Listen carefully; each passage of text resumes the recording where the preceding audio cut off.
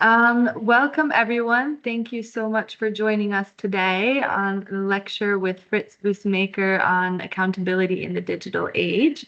A little bit about Frits. Frits Bussemaker is the chair of the Institute for Accountability in the Digital Age, an association instigated by UNESCO in 2017 aimed to help define instruments for and manage accountability in the digital age. Bussemaker has a passion for bringing people together in the digital age. He has initiated and helped run a number of international communities focused on linking information technology, innovation, and impact, including ITUs, AI for Good, and is a member of the Global Board of Directors of the WITSA. He is a regular speaker on community building and a chair at international events and has spoken all over the world. Please, everyone, join me in a warm welcome to Frits Bussemaker, and I am passing you the word to start the lecture. Thank you so much. Hi, Emma. Thank you so much for that introduction. And I understand this is the second week of the South Africa Netherlands Cybersecurity School. What I aim to do in the next half hour, 35 minutes, is take you along about a topic about accountability, the governance of digital technology, and how it affects us as society.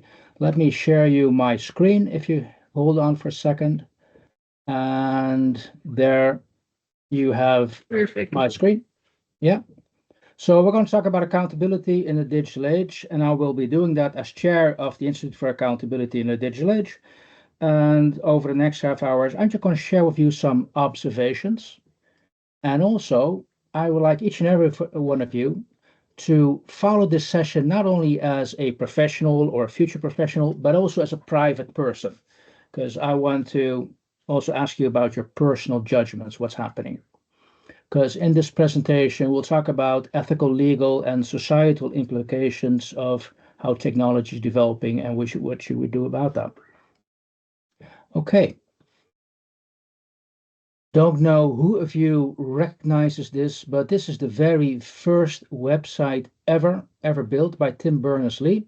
So in 1989, when he was at the CERN in Geneva, he built the very first website with hyperlinks, and he made the choice to send this out as free shareware technology, which means that everybody else was able to use this technology. Already in the beginning, as soon as we introduced this technology, end of the 80s, we realized we needed to regulate it. And I just want to pick up on one or two laws which are very relevant, which we'll talk about a little bit later. First of all, the Consumer Decency Act of the US, they had this, I would say, American mindset approach to the old internet. So live free and die. Don't touch it, but make certain that we just restrict what we really need to restrict. And this Consumer Decency Act is actually basically only developed to protect people against child pornography and obscenity in cyberspace. And very significantly, they also included a section 230, which allowed ISPs any responsibility from the content which was put on those services. And some people would argue, because of this clause 230, we now have over 5.7 billion people making use of digital technology or the internet. And that's about roughly 65% of the global population. Recent survey shows that about 50% of those people think the internet makes us life a lot better, but only 6% feel it has a negative impact on society, and that's what I'd like to explore with you. And only 12%, by the way, next to that small percentage, think it actually has a positive impact on society as an overall, as a whole.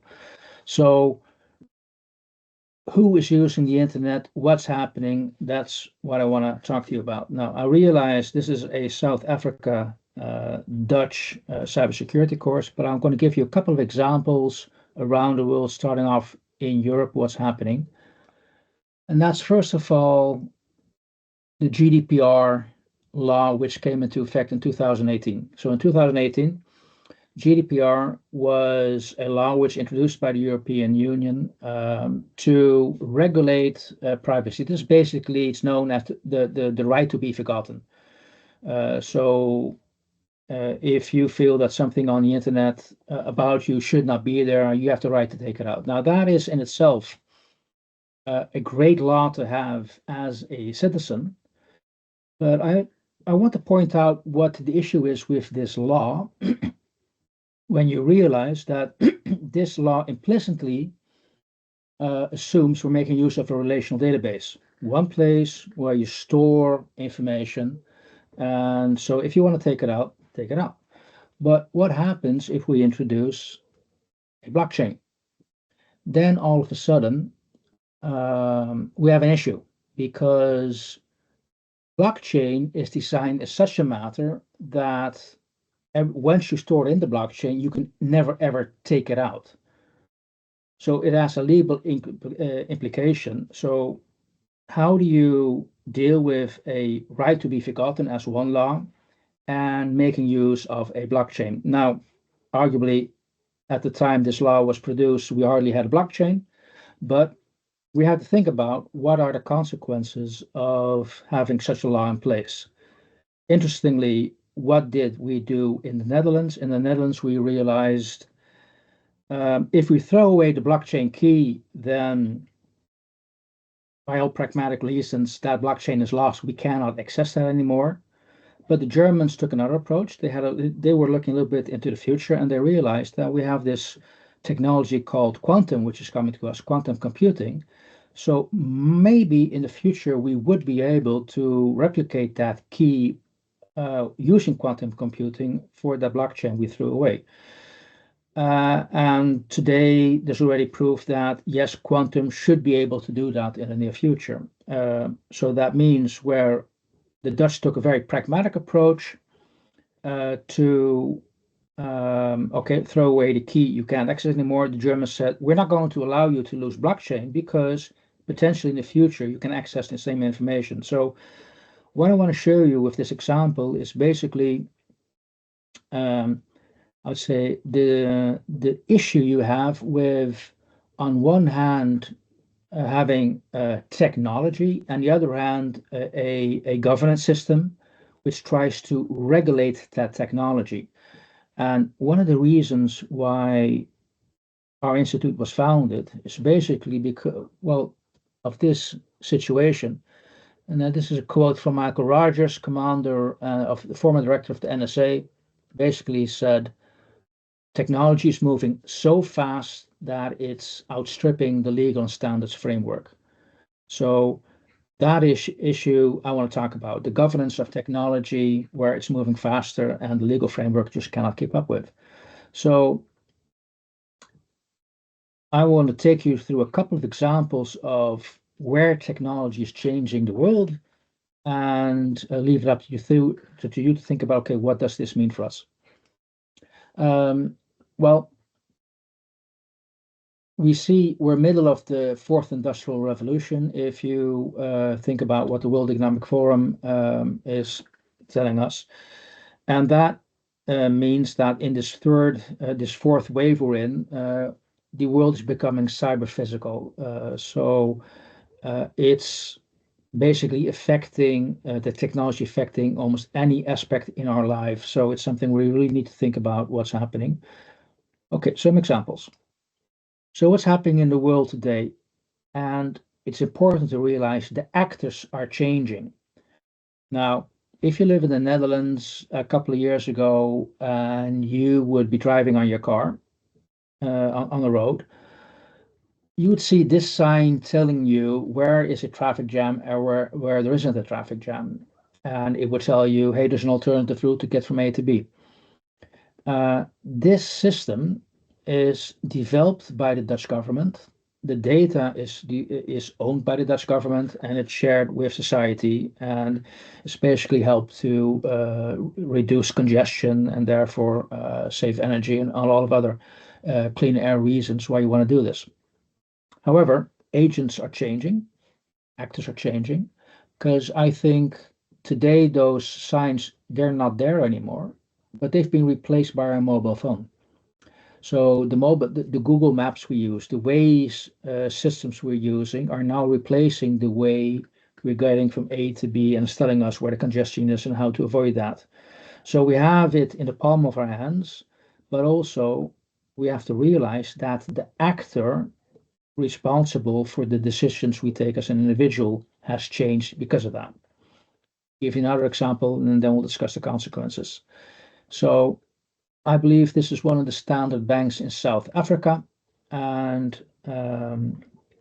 so why do I want to bring this finance example? A couple of years ago, when I was speaking in San Francisco to a couple of people in the finance industry, asking, so who's your biggest competition?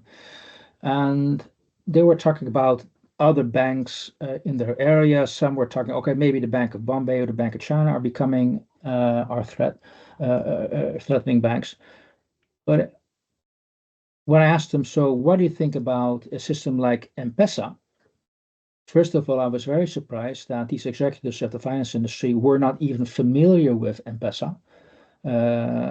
But and for those of you who are not aware what M-Pesa is, it's a payment system where a telco, and it's basically a subsidiary of Vodafone, is using your phone credits to allow micropayments to be made. A system, I believe, developed in Africa, I believe in Ghana. So you see that a service is being taken over because of technology by a completely different actor from a different market. So that's example two. Third example, healthcare. Normally, if you're sick, if you want to go be more healthy, you go to a doctor. Now we have technology like the Apple Watch, which is actually approved by the FAA, which tells you how healthy you are, tells you if you're fertile or not fertile. You have loads of privacy issues sharing your data with a new actor. But the point is, what I'm trying to make is technology, and that's the fourth industrial wave we're in, is changing the actors and therefore changing, I would say, the governance structure. So banks are highly regulated. Telco is also highly regulated, but different and not necessarily catered for, you could say, finance system. The example with the congestion, even more complex because you have a government, a national government managing that road, whereas you have an international organization providing the data. And there have been examples in the past where small villages in the Netherlands have reached out to the providers of these platforms, and you can recognize for yourself which they are. If they would please stop sending traffic through their village, because they've noticed that getting from A to B, from a particular factory to a highway, all these very big trucks were traveling through their small village. And that made quite a lot of mess on disruption during the weekend. So they asked, could you please avoid a route through our village? And fortunately, it didn't happen, but it's a good example of this completely gray area where we actually have no governance for these type of questions, and that's the question which was answered by Michael Rogers in the beginning. So actors are changing. And so I want to now zoom in a couple of examples where we as an institute realize we really need to think about what's happening, what the implications are for our technology. So I'm going to take you through a couple examples, what's happening on the internet. And I'm going to share you this picture. And as I cannot see you, I will make the question, I'll answer the question rhetorical. What you see on your screen here is a Black Friday sale. Looks very nice. 3 sneakers. Which one do you want to buy? Basically, that is a website you can go to. But there's something very interesting in this picture. And it looks like there's a hair above the white shoe. You may have seen this or not, but this is not the hair. This is a hair in the picture. Now, what do people do when they see this? They swipe left or right. They try to take the hair away from that picture. And this is an example of what you could call an evil nudge, because it's explicitly designed to take you into another website where then a whole lot of other stuff is being offered, which you were not looking for. And so we have to think about rules and regulation, what we want or what we do not want, um, when we provide this technology to you could say the society around us. Now, you could say it's a marketing gimmick, but it's also something to be aware of. We have to think about these so-called dark patterns, what they mean, how we as individuals are um, you say engineered to make certain decisions. Uh, Good example of you could say social engineering is that Facebook is replacing the word tracking with personalization. Personalization much more friendly and service oriented, but basically it's exactly the same as tracking. But um, just give you, I don't have the pictures with you here, but I'll give you a couple of examples of type of dark patterns you will come across, which also have an impact on the cybersecurity in the social engineering space. Nagging. Keep on asking the same questions, for instance, that you turn off your location settings, turn on your location settings. Obstruction. Amazon's a good example. It's very easy to become an Amazon member.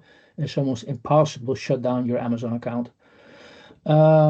Sneaking is another example. Sneaking is where you automatically, for instance, are signed up for a newsletter, which you might not agree to if you had that conscious choice. And interface interference is also a way, basically, this hair example is a good example of that, but is using colors and places both on your mobile device and on your screen to hide or expose the preferred options. So you could say exit button would be very difficult to spot, and the you could say continue button will be right in the middle. And lastly, which is even the bad one, is the forced action, that you actually forced to take an action to actually get access to the functionality you're seeking, although that wasn't promised or given as a requirement. So these are examples of, in the social space, in the internet space, how we're using where the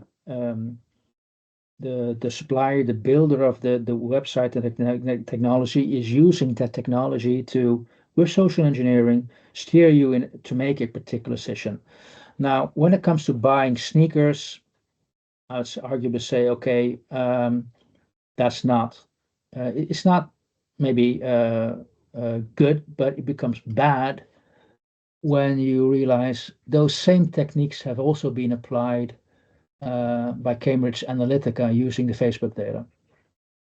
And um, for time, because time is moving very fast, these this is something from an accountability perspective we have to ask, okay, so if this is happening, who's accountable? And then we come to a scary situation. This guy literally said in front of the Congress in April 2018, I believe, I am responsible. I'm sorry.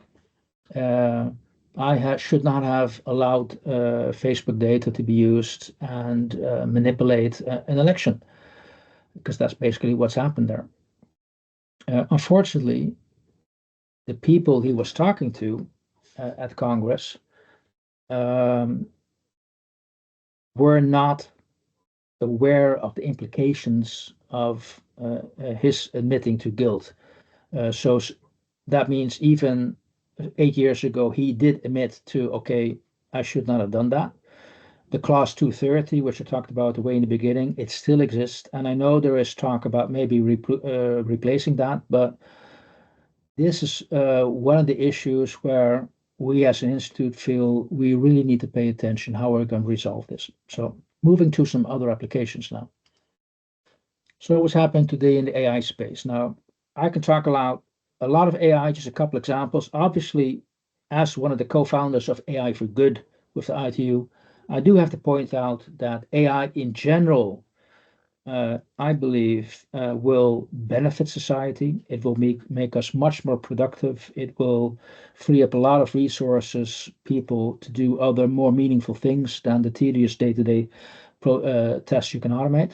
But I also want to point out what it's doing, where we have to be aware, careful of, is this actually what we really want?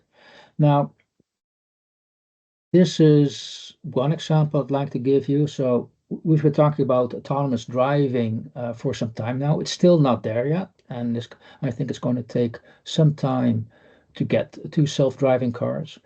But the thought of self-driving cars does have a cost effect, a human cost effect. First of all, workforce effects, loss of jobs. If you have a self-driving car, you don't need cab drivers anymore. There's also the concern about hackability. 2015, hackers got into a Tesla car. They were able to turn the car on and off and drive it for a little, for a small distance. Do you want that? And it's a self-driving, you could say, aspect of that car which allowed hackers to do that. Safety, the technology isn't perfect yet. Question is, will it ever be perfect? And autonomy.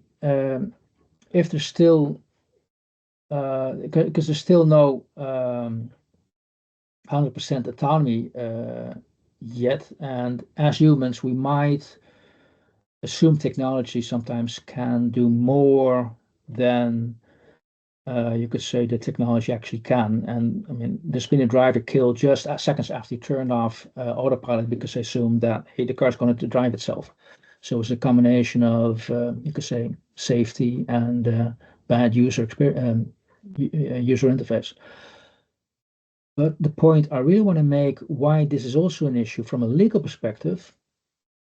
Suppose that you in a normal car do come into an accident, you do have an accident, then the legal, I'd say, system will state, oh, it's an accident, it's, you could say, force of nature, and it's an act of God. It's something which is beyond your control, therefore it's an accident, and there's nobody to blame.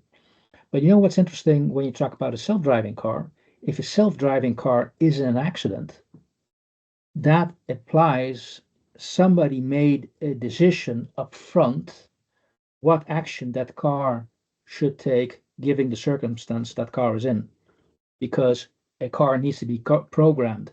It needs to be programmed in such a manner that the car needs to decide in case of an accident, am I going to hit that small child on the sidewalk because that's what I'm headed to, or am I going to kill the driver? I mean, I'm not saying that those are, you could say, the choices the car is going to make, but the fact that a self-driving car has to make a choice up front, and that's programmed, completely changes the dynamic from a legal perspective. So that is why AI is so tricky. It's not just the technology, it's, let's say, the legal implication of that technology. Give a couple of other examples. Some are old, some are recent.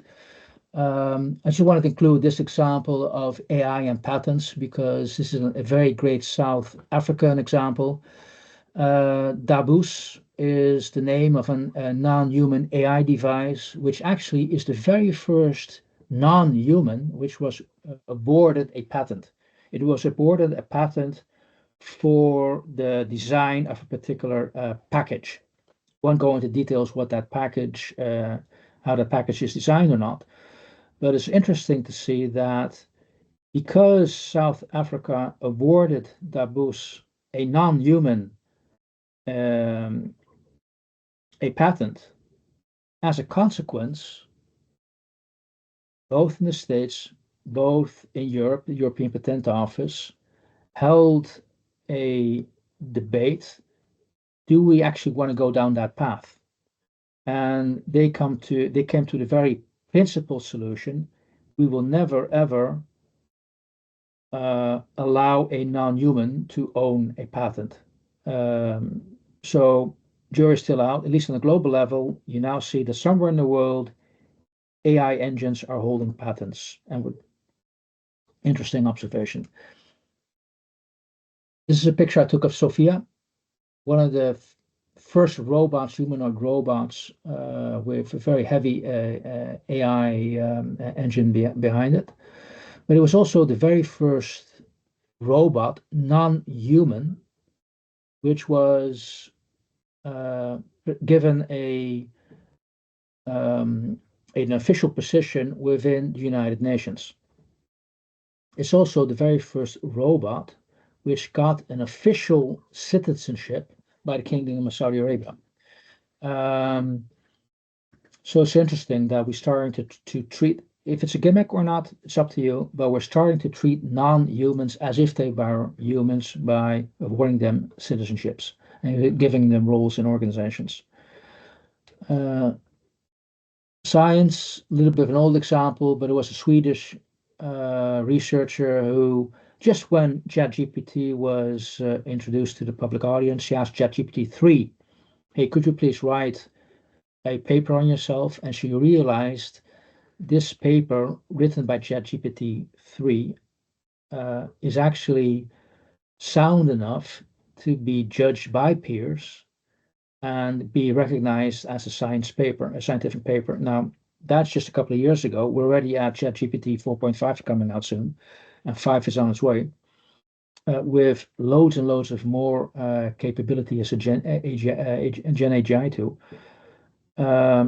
where the people reviewing that scientific paper just cannot tell anymore, is this paper written by a human or is this written by a machine?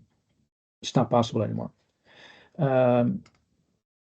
AI and warfare, scary as well. I'll actually skip that because I'll come to that a little bit later. I'm going to check out if we can actually see this. I can describe this, what's happening right now, but just to give you an idea what's happening. Is this an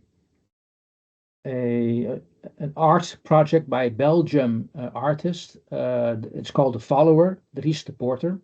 I'll share you with that, where he's combining the public available cameras, the web cameras, which are all over the place in the public domain, and combining that with the Instagram photos, which people post online and tag location. You just see here two examples where the open camera was able to, where his engine, the follower, was able to connect somebody posting a photo online to, you could say, the same image on the Instagram. And I mean, Dries de Porter, a great example of how technology is used. And it's also an example of realizing that the individual technologies are are powerful, but when you're able to be creative and start to combine these technologies, they become even more powerful. I would say argue that your whole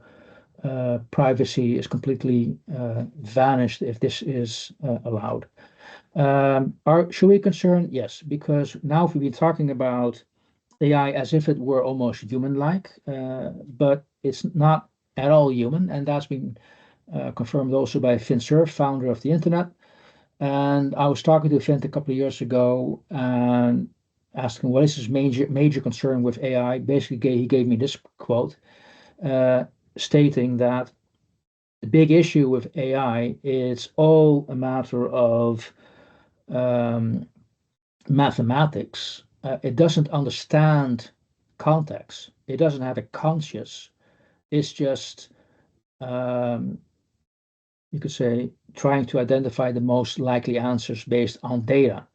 So if we start to go down that path where technology is going to replace humans and going to offer human-like behavior, from an accountability perspective, we also have to give it some kind of super ego, as Vince calls it. Otherwise, we want to providing technology without the possibility to self-control. Okay, couple of cyber security examples. Yeah, I'm just going to show you this video because it gives you a nice idea of how we want technology and what it's, oh, sorry, and how it's today.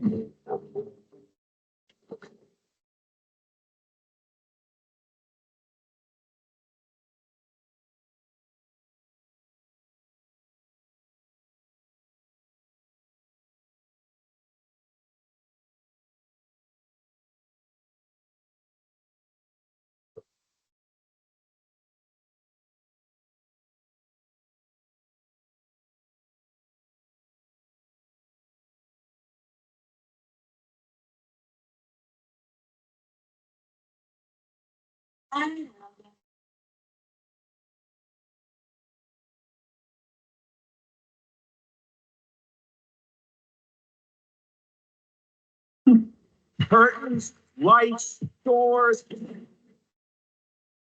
It even unlocks my car. And the only one with access is me. Great. This is a very funny commercial from a Dutch insurance company, and it's a nice spoof on, I'd say, Apple advertising. But it gives you a nice example, some thought about technology is hackable. And it's not only, you could say, the software and database which are actual hackable, it's unfortunately also, you could say, the physical world as well, which is being affected. Just an example, the World Economic Forum talked about the fourth industrial wave, applies, for instance, to the pipeline system. And we've seen already, unfortunately, a lot of ransomware attacks where, an example, the Colonial Pipeline in the US takes care about 45% of the gasoline and jet fuel. And in the US coast, they were hijacked by a couple of people, unknown who, but they were victim of a ransomware attack. And they had to pay up, otherwise they were not able to provide all you could say airports on the East Coast with gas fuel. Another example is this one. I don't know who's recognized it. It is quite old. It's from 97. This is from the film, the James Bond film, Tomorrow Never Dies. A great example of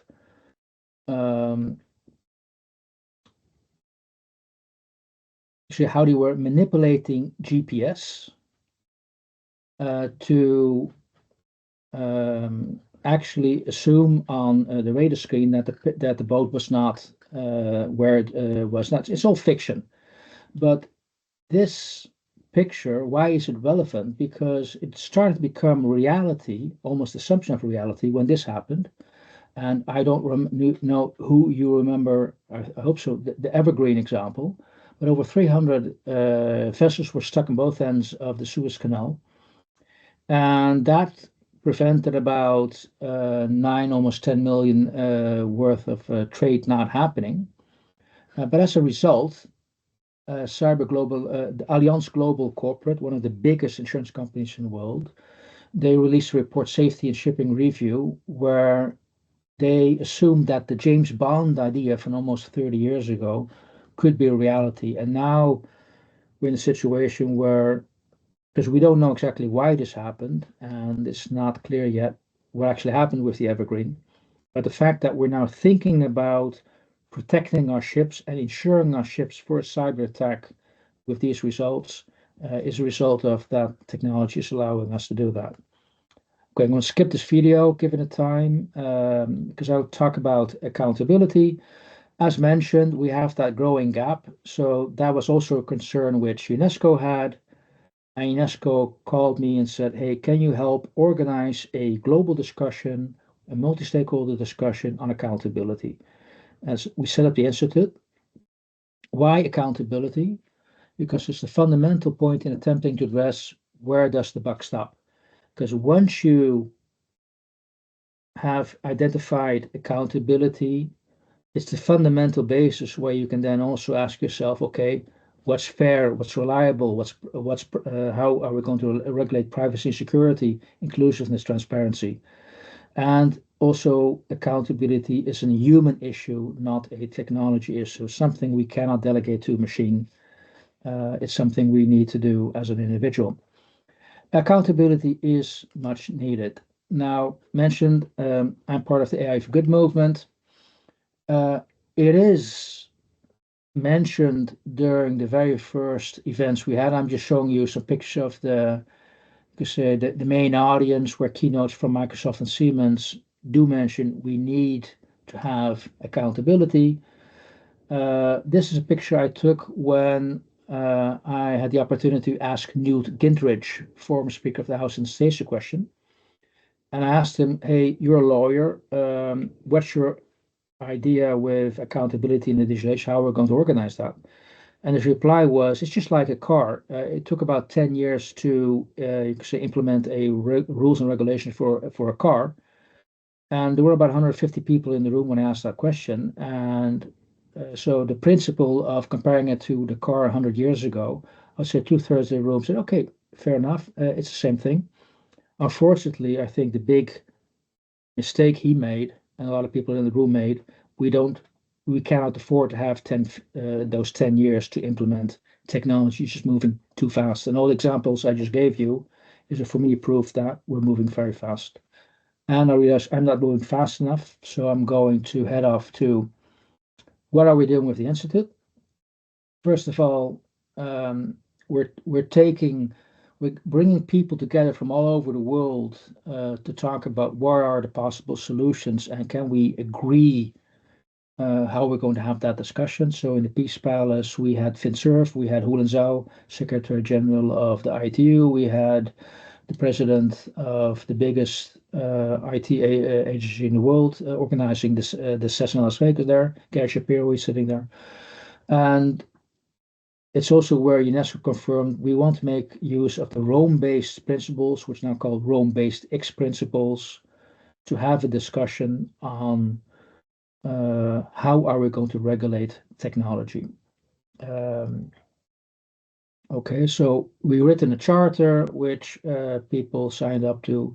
Okay, vision paper, you can still download that if you want. We're talking to more and more people in the world, from around the world, what their perspective is, how to regulate technology.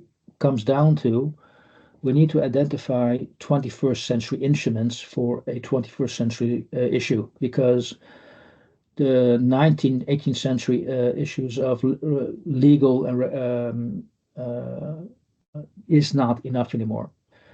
So we need to look at other ways we can regulate our technology.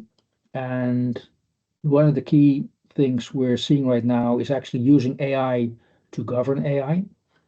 And I'll skip the last, but these are examples that we're not just depending on the law and legal framework, we're also looking at technology to regulate technology. Also why that was now September, a year and a half ago, Antonio Guterres put together 100 people and said, look, hey, we need to regulate technology. Now, where are we at the moment? And that's my final words before I hand it over to questions. If you then look at AI and accountability tools, Googling it, you get over 400 million hits. So we're already talking a lot about the need for accountability. And if you go to the OECD website, which is actually controlling the number of tools which are being developed to regulate technology, this is, I believe I took this screenshot 3-4 years ago, 589 tools. We don't even have 200 countries in this world. This is one I took a couple of months ago. So it's doubled in size. So my big concern is that for all these people and growing people who are making use of this internet, um, we already have more than enough frameworks to choose from.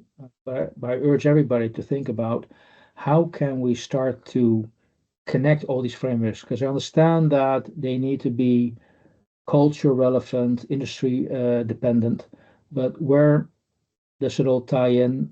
As long as we have so many frameworks, we're never going to agree on a global level how we're going to make use of the technology. So for me, my final comments, the best way to manage technology is not look at other, but look in the mirror and see what you can do. Because if you're not at the table, you're on the menu. And that means everybody out there should be thinking about what can I do to make the technology I'm using, I'm providing, I'm delivering more accountable. I hope this made a little bit of sense. Reach out if you can. And I'm going to shut off the presentation and hopefully we have a little bit of time for some questions. Now, I believe those are about 35 minutes. Yes, they're actually 18 minutes, so we're doing great on time. If that's okay with you, I go straight into the questions. Thank you so much. Yeah. Shungu, Okay. your microphone should be habilitated. Sure. Okay. Yeah. Shungu, if you can unmute yourself, we will be able to hear you. Okay, thank you. Thank you for the talk. It's been very informative. I'm coming from a legal background, so you'll excuse my technical ignorance. My question is with regards to accountability, where you've mentioned that, you know, you've got robots such as Sophia getting citizenship and some sort of identity. Does it not speak back to the lack of accountability that then comes with almost anonymizing characters in this space? Because now, how is Sophia going to be held accountable because they're not a human being, you know? So does the development of that technology not further get into the complication of the accountability that we've been speaking about? I don't know if my question makes sense. Yeah, I think I think what I've heard. I agree with your statement. It's on that the gap between the governance, I would say, framework and technology is only growing at the moment. It's not slowing down, it's growing. The question is then if we start to say hold Sophia accountable, I think you then it's almost like you get into this inception thinking, thinking.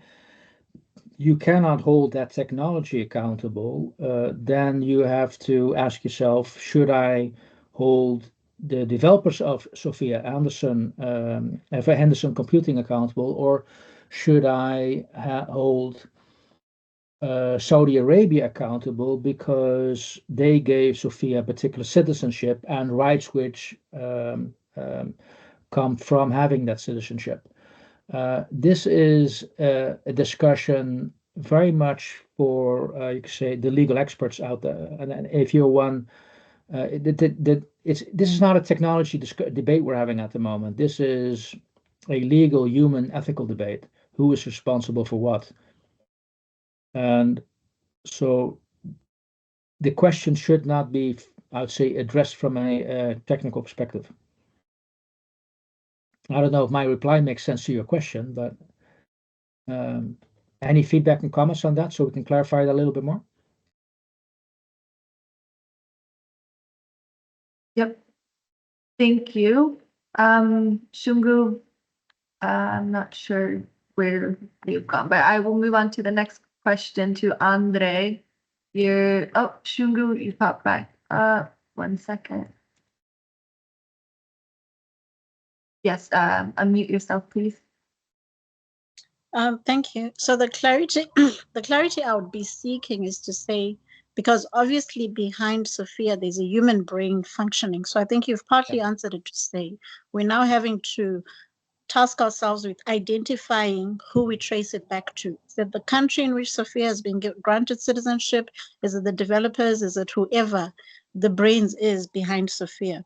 But I do feel that as we go, those are considerations that need to be put in place in order to kind of rein in the governance aspect of it.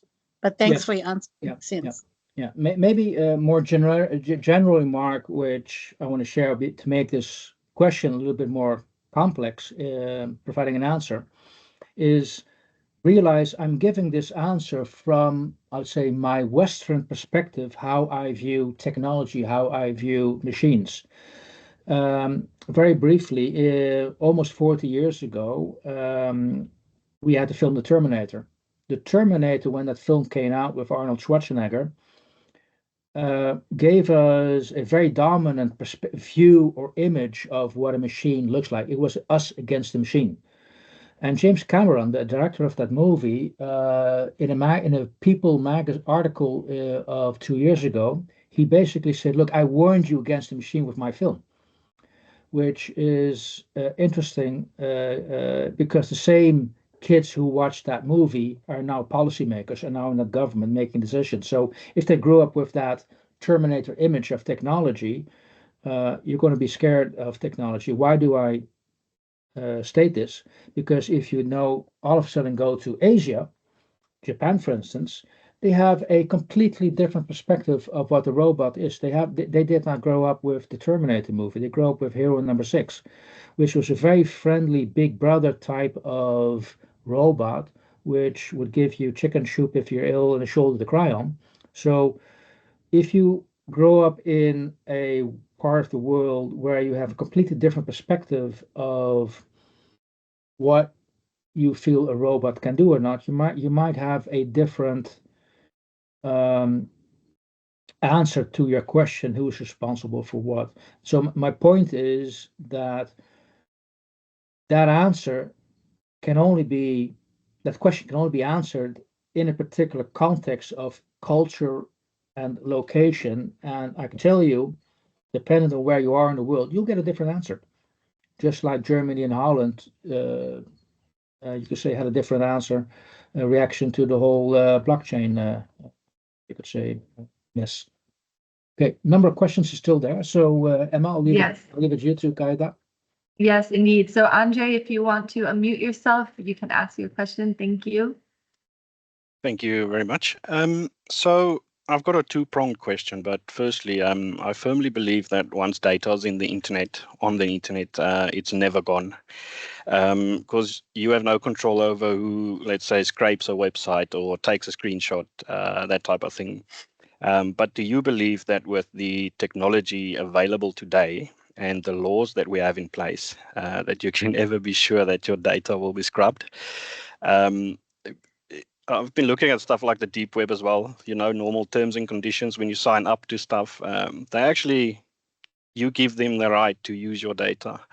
It's not like they're just doing it illegally because no one's reading that stuff ever. That's the problem. But do you believe it's possible to have all your data scrubbed ever? Firstly, secondly, the short answer is no. And a little bit longer answer, I also realize that there's research from an American institute who asked themselves, how long does it take to read the average terms and conditions of the average number of apps you have on your phone, on your laptop? It's 72 days to read the terms and conditions. Nobody's going to read that. That's also a good example of why we might want to make use of technology to at least look at the terms and conditions, because there's so many examples where bad actors have abused the fact that we never actually read what we've agreed to. So short answer, no, the data is somewhere, it's lost. It's not going to be lost. You'll be fine. Okay, then just quickly another one. So what is the scariest part, what is the scariest cyber threat for you today? Apart from like AI targeting drones, like in my case, I've been looking at deep fakes, which is very scary for me. They're getting so realistic. I mean, a couple of days ago, we had one with the YouTube CEO deep fake. Yeah. So, I mean, if you think about it, if CEOs get impersonated, it's no longer like a phishing mail, impersonation mail. It's actual video or a call with a voice impersonating these people. Okay, I think two-part answer. First of all, the fact is the Turing test, not being able to recognize if it's a machine or a human. That is scary to me. But then again, what's even more scarier is, I would believe, is ignorance. Ignorance of the people who should be providing the governance of our technology.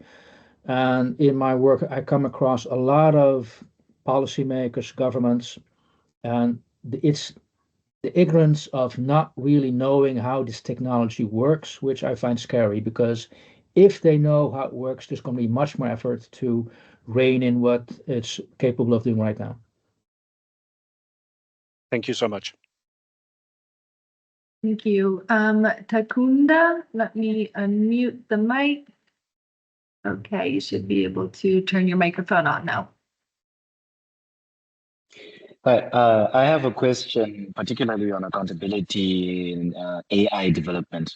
I don't have much of a law background, but I've been taking some time to follow the progression. Recently, the EU AI Act was released, and I was just reading through it, and a question came to me. I looked at the United States and other countries that have these AI technologies that are rising up and being used globally.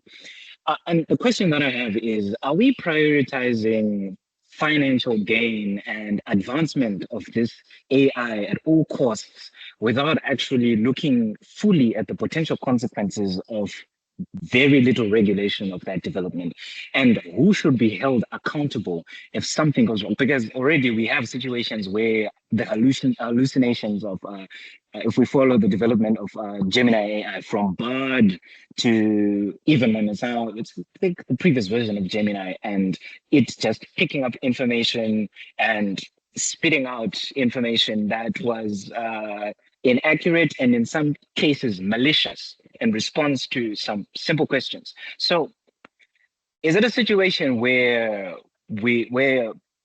currently the priority is just development, progress, without actually holding anyone or anything accountable to what's going on? Not to mention a lot of things like how the AI models are being trained. Some are being trained on, most actually were trained, there's evidence that they've been trained on copyrighted data that they should not have had access to. So I don't know, this question has become a little bit convoluted, but I hope you get the... Yeah, I get the gist whole idea. of, I say, the 3-4 statements you're making at the same time. And again, the big issue with your statement is it depends very much which country, which region, which continent you're on, what kind of question you're going to get. You're assuming, my assumption is based on your statement, is now we're looking at what's happening in the US at the moment. It's like almost a robber baron situation. If we can make use of the data, we're going to use it, and we cannot be held accountable. And there's not a government anymore today which is stopping people, organizations from using that. And we're making use of that technology. Then is the question, so how do you then hold people accountable? To some extent, that's also where you as an individual have a role to play, I believe, because these companies are nowhere if we stop using that technology. If we are so dependent on this technology and we do not make use of the alternatives which we feel are more accountable or more safer, then we only blame for that particular case. Okay, to some extent you can, the fact that we're now completely hooked on technology, maybe that's not something we're a victim of. I mean, just like you cannot blame the victim if you're hooked to heroin to some extent. But in this case, I do believe it's not only depends on which region you're in, but also you have an opportunity to, although it's difficult, I agree with that, but seek alternative technologies, alternative solutions, which will allow you to avoid that technology which you feel is abusing the data you're providing it. I hope that answered the questions a little bit. Those are my Sure. thoughts. Okay. Thank you. So we have time for one more Okay. question, I would say. We have 4 more minutes. Africa, let me unmute your mic. And if you unmute yourself, you can ask the question. Thank you. Oh yeah, good evening, everybody. Yeah, I've been listening in, and from a legal background as well. There is a big demand for regulation, right? Regulation is slower than the production or the manufacturing of technology.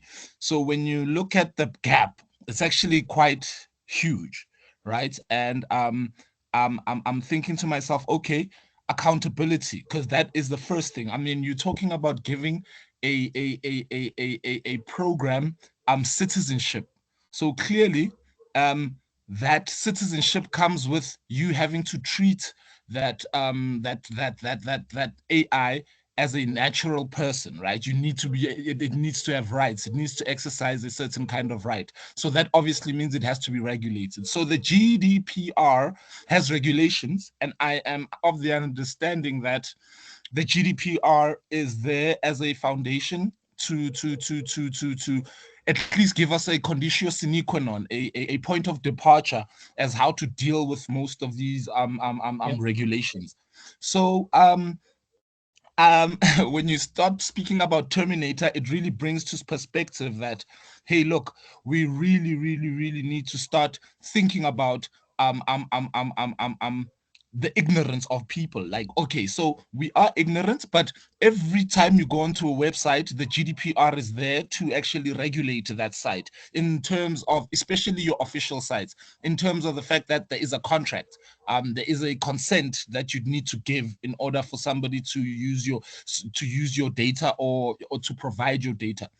So my question is also on accountability, to saying, why is it that the gap between the production of technology outweighs the regulations? Shouldn't it be that when something is brought to the market, there should already be accountability measures that can be put into place in order to veto that Yeah. particular system Yeah, or whatever? Africa. Now, I hear what you're saying. It's one of the solutions people are looking at. Accountability by design can only be presented to the market when it reaches meets particular, you could say, accountability goals. Question with online is that works excellent if you have a South African vendor providing technology just for people in South Africa. But how do you deal with we could say technology produced in state A and being used by somebody in state B, where there's no you could say legal control of what's happening in the other state? Unfortunately, there's so many examples where that is the big issue. And again, I want to point out, it's not about developing standards and frameworks. We've 40 million hits on accountability tools. We need to step up our game, and I believe have a different discussions how I'm going to make certain that when it crosses a border, what you're proposing, which works quite well in one just a single country, how it works could work on a global level. And given the time, I don't know if I can expand a little bit on that. Am I going to look at you, or should we just leave it with that? We do have a Mentimeter, but obviously I think we can cut into that and I mean, it's probably more valuable. It's definitely more valuable for you to answer the question. So no worries. Yeah, okay. Because coming back to GDPR, it's completely a European developed system applied for people and organizations living and working in and with Europe. And what I like about GDPR and is that it also has international implications on that in such a manner that the rest of the world wanting to do business with Europe has to adopt to the GDPR, which is good. At least I believe it's good. But then again, I'm having presented you my European perspective. Probably if you're in the States, you're going to hate this because it limits you. But assuming you agree with the GDPR approach, I do hope that the legislation which is being produced in combination with the economic power which is needed to actually to be able to back up that legislation will be sufficient to get others to adopt that legislation. It happened for GDPR. It might happen for the new AI Act as well. We will. It's a wait and see situation. But maybe Emma, there are a couple of more questions. Maybe we can just get those questions answered and.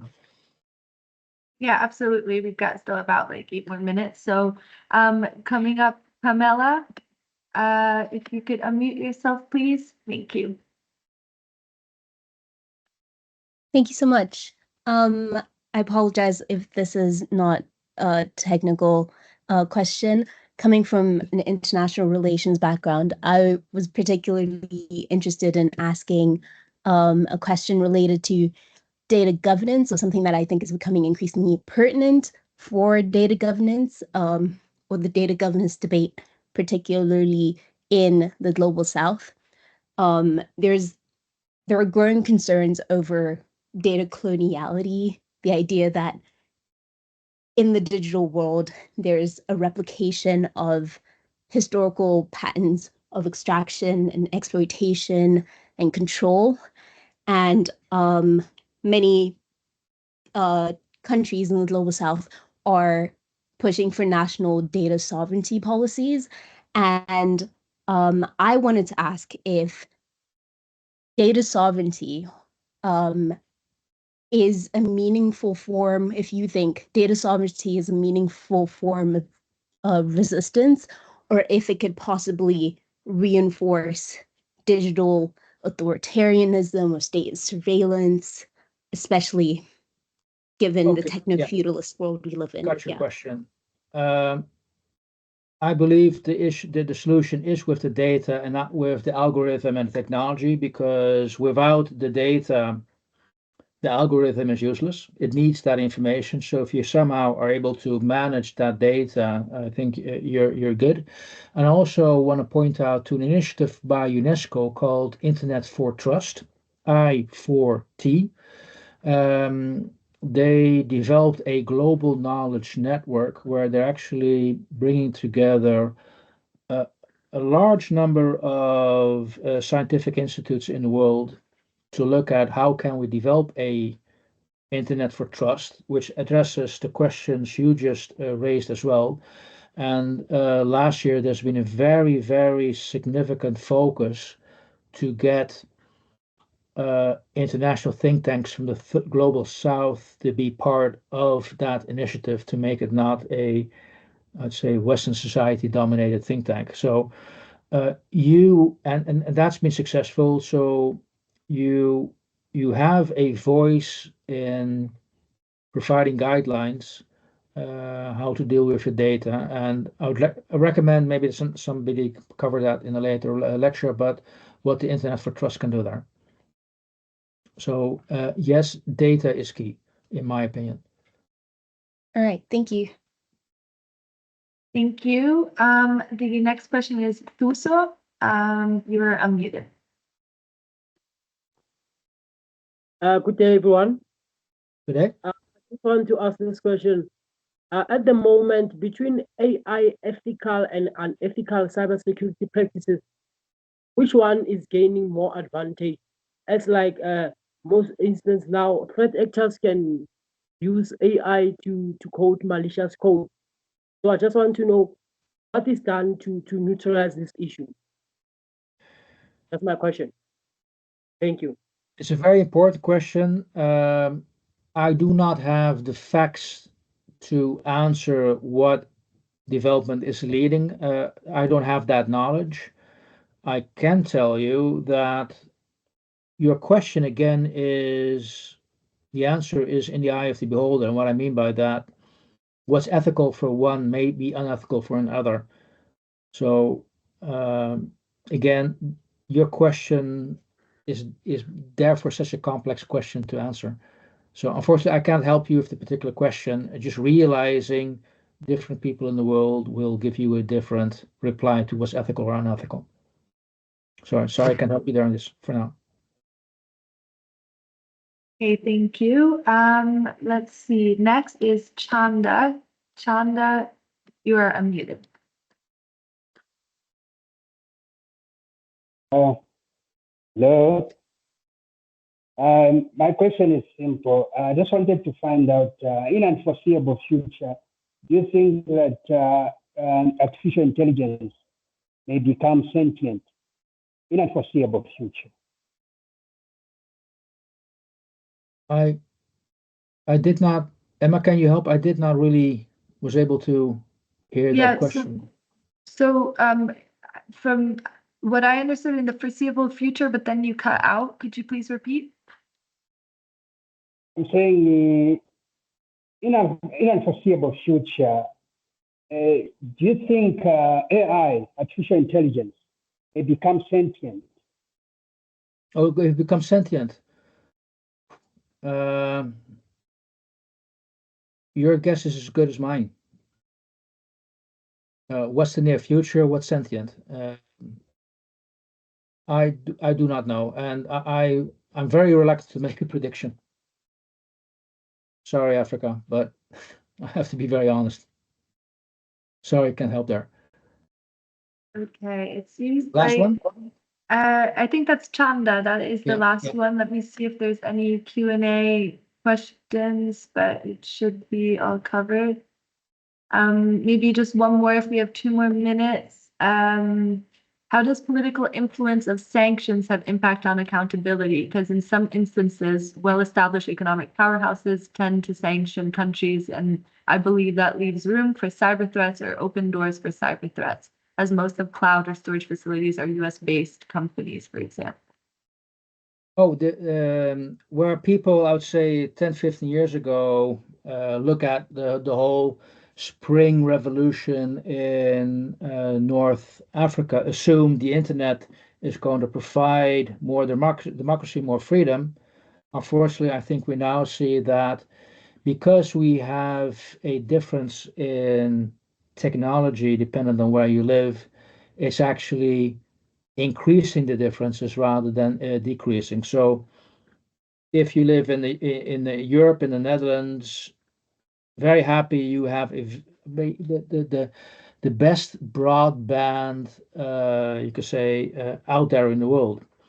If you live in South America or other parts of the world, Southern Hemisphere, it's the connections are very bad. So unfortunately, that means what we can do with technology is completely different than what other people can do with technology living somewhere else. So unfortunately, I do think that's a reality. That's also why the World Wide Web Foundation has set up a measurement to look at, you could say, the amount of meaningful connectivity which is out there, and make certain that governments invest in meaningful connections so that doesn't matter where you live in the world, you have, you could say, the same access, you could say, internet access to that technology. Having said that, recent development which is changing again is going to hit more first world communities earlier than others. the minute you talk about the need for an internet or the need for data centers, cloud technology to make use of that internet, you see a growing trend at the moment to have AGI on-premise or in your laptop. So you do not need that heavy internet connection anymore. There you do, but in the near future, I was just talking to Dell, just as a matter of fact, this morning, Dell Computers, that the next round of computers will allow almost most of the AI applications, like Copilot, to be run on the local level. Once that happens, you might have a situation where technology is going to be more equally divided than, unfortunately, it's not at the moment. Okay, thank you so much. I want to thank you for coming here today and lecturing My pleasure. on. Thank you. And with that, I will conclude the meeting. And thank you, everyone, also for participating and being so engaged and asking so many questions. And thank you as well, Frits and Mr. Bussemaker. Have a Thank you. great day. Have a great day, guys. Bye-bye. Thank you.